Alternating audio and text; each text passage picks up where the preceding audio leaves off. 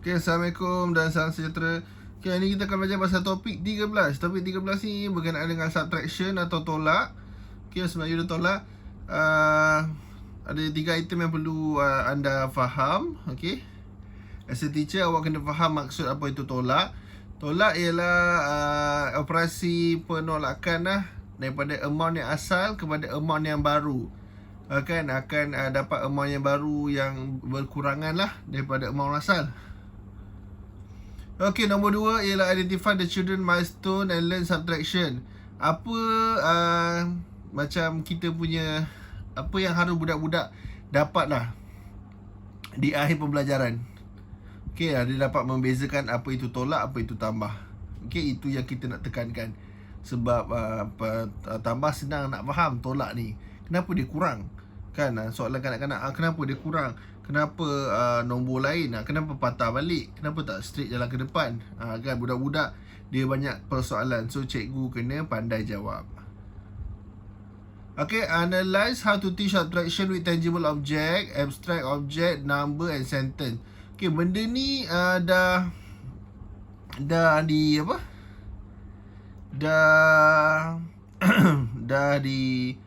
Dah buat masa dekat tambah tu. Masa kita dah belajar tambah tu, kita dah buat benda ni. Benda ni macam ulang balik tapi buat penolakan sahaja. Okay, definition yang ni tadi saya dah bagi tahu. Subtraction umur 5 hingga 6 tahun kena faham. Pinjam, kan, pinjam kena tulis tau, sebab tu kena buat bentuk lazim. Cikgu kalau boleh buat kat whiteboard tu besar-besar bagi budak-budak faham.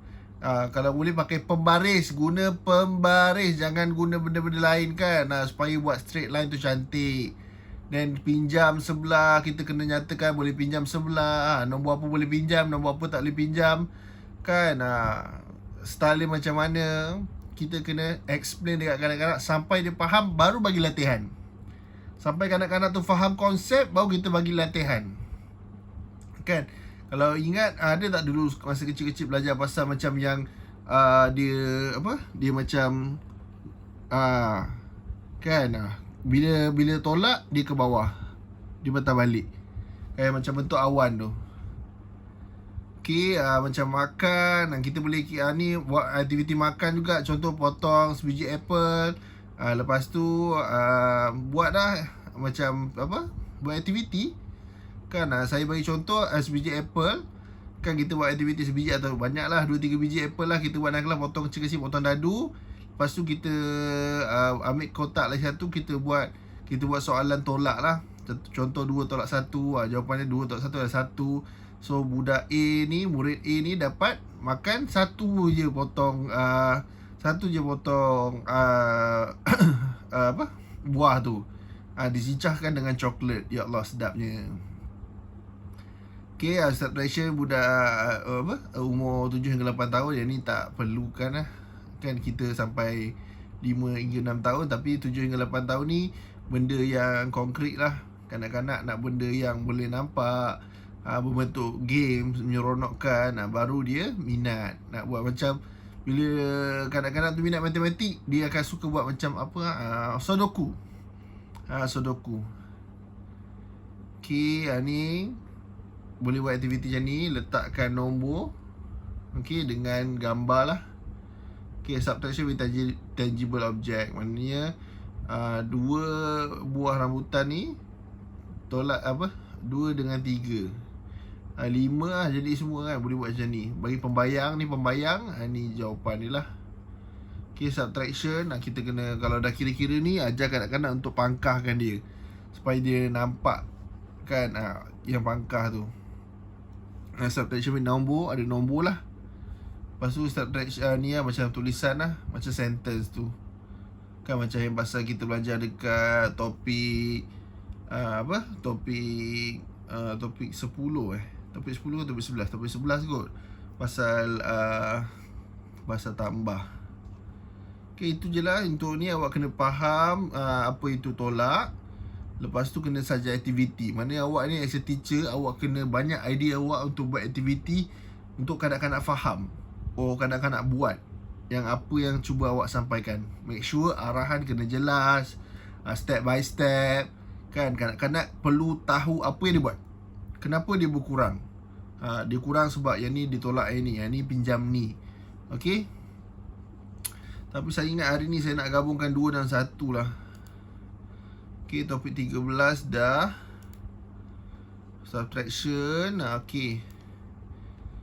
So next week boleh rest kan. Tak pun kita boleh live sekejap next week, boleh buat revision. So saya nak awak ni sekali lah. Okey. Okey, kita continue topik 14 topik tadi dah tadi. Okay, ni at the end of the class. Kelas kita kan bila dah akhir sekali, okay, kita kena buat evaluation. Okay, evaluation dan organisation. Okay, dalam topik ni ada 3 benda yang perlu awak tahu. Pertama, awak kena define classroom management. Awak kena faham pengurusan kelas. Okay, pengurusan kelas tu ada pelbagai cara. Dari sudut hiasan, kebersihan, kedudukan, macam-macam lagi kena ambil tahu. Okay, identify the evaluation of teacher effectiveness. Maknanya sejauh mana keberkesanan awak ajar. So kalau awak jadi as a teacher, awak kena bukan ajar je tau. Awak kena faham awak kena tahu yang awak ajar tu cara yang mudah untuk budak-budak faham, dan awak mudahkan tugas kanak-kanak. Mudahkan tugas dia nak belajar, nak faham semua kan. Make sure memanglah kita tak boleh lah 100% nak make sure budak-budak tu semua faham. Tapi kita cuba sedaya upaya berikan apa yang kita ada. Kan? Okay, bagi apa yang kita ada. Then last one is explain briefly evaluation achievement learning kan. Apa yang awak nak budak-budak dicapai dalam matematik. Okay, ingat bukan macam awak punya first impression dalam kelas saya itu kan, matematik ni nak kena beli kalkulator ke, matematik ni ada kira-kira ke, matematik ni susah ke. Tidak. Awak kena tanamkan dekat kanak-kanak generasi yang baru ni, matematik ni seronok. Fakta yang betul. Ada game, boleh main kan, boleh enjoy belajar matematik ni, seronok, minat betul nak belajar matematik ni kan. Jangan sampai dia hilang minat macam kita. Kita hilang minat matematik ni sebab kita tak faham, kira-kira tak dapat. So jadi kan kita tak ada mood nak belajar tu.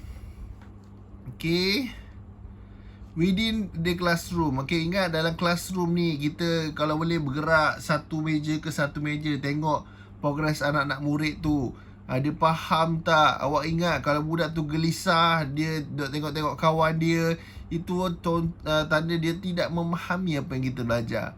So kita cuba mendekati kanak-kanak tu. Jangan dia takut dengan kita. Kita nak dia hormat dengan kita. Jangan dia takut dengan kita. Kan sampai takut nak tanya, takut nak ni. Tak boleh.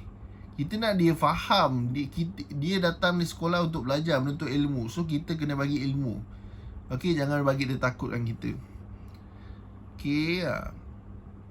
Build the children experience. Bagi kanak-kanak ni pengalaman. Cuba sendiri, buat sendiri. Jangan takut buat salah. Dalam kehidupan ni kita jangan takut buat salah. Kita kena ajar kat kanak-kanak yang tu, jangan takut buat salah. Buatlah salah pun mana kan, minta maaf, ulang balik, buat baru, lupakan yang lain kan. Macam tu lah nak berjaya kan. Kena memang kita belajar daripada kegagalan. Teacher refer to adult who care and educate group of young children. Evaluate of teacher effectiveness. Kan mana di luar bilik darjah kan, kita tanya ibu apa kan, puan macam mana anak-anak puan kat rumah, okey tak? Subjek matematik ni saya ajar, macam mana dia punya pemahaman. Tanya. Kita nak feedback. Sejauh mana keberkesanan. Penat awak ajar kalau tak dapat ni. Macam saya pun, saya nak feedback awak. Kan saya ada tanya kan last week kan, faham tak? Boleh ke belajar YouTube ni kan? Macam mana? So far Alhamdulillah clear kan, semua cakap boleh dengar balik, boleh ulang balik pakai YouTube, clear kan. Berbanding live saya faham masing-masing kat tempat mungkin line tak bagus kan. Tapi tak apalah, janji kita ada lagi usaha nak belajar tu, ada lagi effort nak belajar tu kan. Jangan tak ada. Ingat kita belajar sampai inilah nafas terakhir lah kan. Belajar. Jangan penat belajar. Nanti awak akan penat bekerja. Tunggulah masa nanti. Sangat penat bekerja ni. Belajar sangat seronok. Okay, evaluate of teacher effectiveness. Yang ni lah kita nak tahu lah. Macam saya pun saya tanya awak faham tak? Apa yang kurang? Kat mana kan? Awak kena turunkan ego awak lah. Kan kita ni bukan perfect sangat pun. Kita manusia, buat salah kan. Kita nak tanya mana ada kurang, mana ni kan. Nak pandangan, pendapat. Yang baik kita ambil, yang buruk kita tinggalkan. Okay, cikgu kena banyak membaca kan, banyak buat searching, tengok apa teknologi terbaru pengajaran ke, teknik terbaru ke, game terbaru, kena ambil tahu. Okay, evaluate dan achievement kan, achievement kan, budak-budak macam dah faham ke kan. Then tapi kalau boleh jangan tekankan sangat lah dengan pencapaian dalam kelas lah, berlumba-lumba nak dapat nombor 1 semua, tidak. Kalau boleh kita nak semua dalam kelas kita tu berjaya, semua dapat A semua kan. Berjaya sama-sama lah, jangan nak sorang-sorang kan. Lepas tu kita ajar budak-budak ni untuk membantu kawan-kawan kan. Awak dah pandai, awak ajar kawan awak kan. Kat situ kita ada build up satu bonding yang baik antara murid-murid dengan cikgu. Dengan murid-murid yang lain pun sama juga. Okay, teacher of young children particularly challenging. Okay, memang ada ni. Mungkin awak akan ada cabaran lah semasa dalam proses pengajaran matematik ni. Tapi kita kena sabar, kena tanya senior, tanya awak punya pengurus taska, awak punya owner ke, awak punya cikgu-cikgu yang senior yang lain. Tanya, jangan malu. Tanya. Kita ni tak faham, tak tahu, kita kena tanya. Kan zaman dulu sangat bagus tau kita punya PR, public relation lah, untuk cakap-cakap ke apa ke semua kan. Sebab dulu tak ada Waze kan, tak ada Google, YouTube semua. Tak macam sekarang lah kan. So kita bila tak tahu kita tanya orang. Tapi bila sekarang ni benda tu dah macam ditinggalkan nak bertanya tu kan. So saya harap awak ajar anak-anak murid awak untuk bertanya, kerap bertanya sampai mereka betul-betul faham. Okay, quick tutorial. Nantilah kita bincang dalam kelas. Okay, macam topik 14 ni dia tekankan pasal classroom, susun atur semua kan, susun atur dalam kelas.